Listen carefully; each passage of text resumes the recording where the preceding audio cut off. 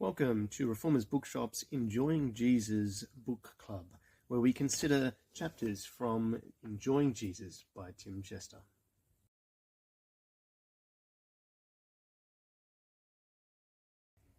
Welcome to the next installment of our Reformers Book Club on Enjoying Jesus by Tim Chester. We're up to chapter 3, which is all about enjoying the shelter of Jesus. And this chapter looks at specifically how Jesus comforts us in our fears. We get fearful when the world looks out of control, when our lives go out of control, when we can't see a way out, when we feel like there's a threat that's going to destroy us. And Chester in this chapter encourages us to look to Jesus in those times and to enjoy the fact of this aspect of the gospel that I particularly love, which is that Jesus is the sovereign king in control of everything. And the chapter in Luke that Tim Chester looks at in this particular chapter is chapter 8. And the story that Tim zeroes in on is the story of the disciples in the lake, the Sea of Galilee, when the storm arises and there's waves crashing over their boat and Jesus is asleep in the corner, and the disciples are fearful that they're going to die. And I think we often miss just how terrible this situation was. The disciples, trained fishermen, well experienced fishermen, most of them, or some of them, were worried they were going to die. And Jesus, when he wakes, rebukes them. And he says to them, "Where is your faith? Where is your faith?" That's a fascinating rebuke, given that everything around them is falling to pieces.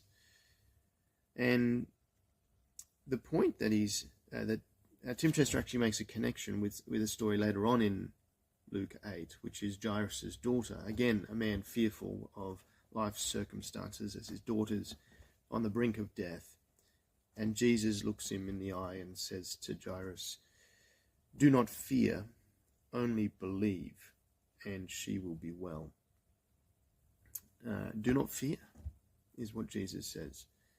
And the point that Tim Chester makes in terms of connecting these two stories is that Jesus, the presence of Jesus with us, Jesus' assurance of his care of us is so powerful because Jesus himself is so powerful, because he is in control of all things.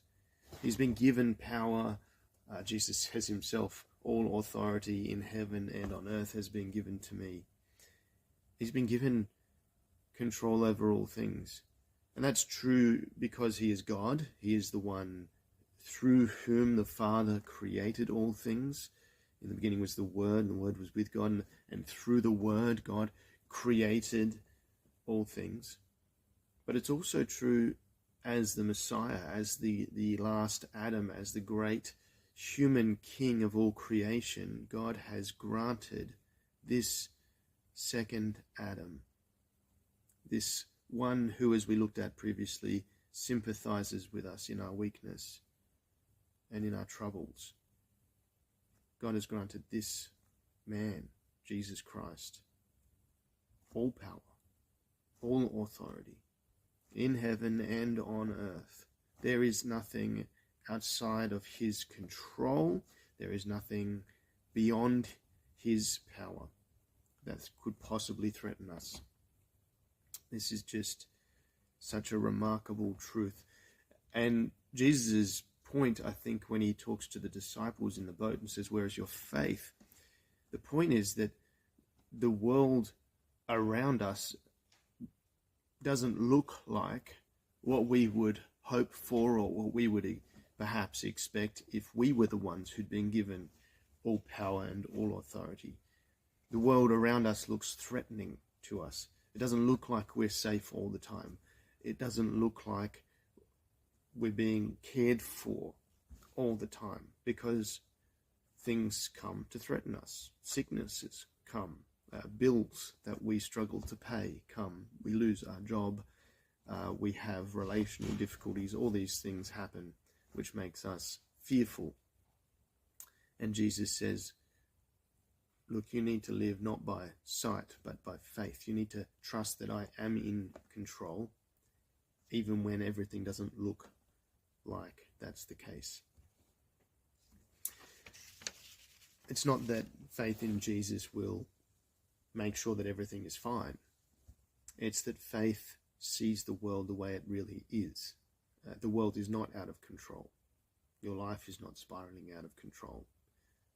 God, the Father, through Jesus Christ, his Son, the great Messiah who sits on the throne, he is in control, even of these things. One of the ways I like to think about this is not so much as Jesus as king in control, although that's true, but I like to think of it too as Jesus as the author of our story. We are all living in a spoken world that's constantly being spoken by Jesus Christ. And that means that he's the author and we are characters in a story. And the beautiful thing about Christians, being a Christian, means that you know the end of the story. You know the author, you can trust him, but you also know how the story ends. And you know that Jesus loves to save his people through their troubles, from their troubles eventually. And so we can have faith in that, faith that we know the one who's writing our lives. And we actually have an author who's entered into the story and who's shown us that path through suffering, through death, and out the other side into life. I find that truth of God's sovereign control, both as creator, sustainer, and author, to be wonderfully comforting, and that helps me to enjoy Jesus, and I hope it helps you too.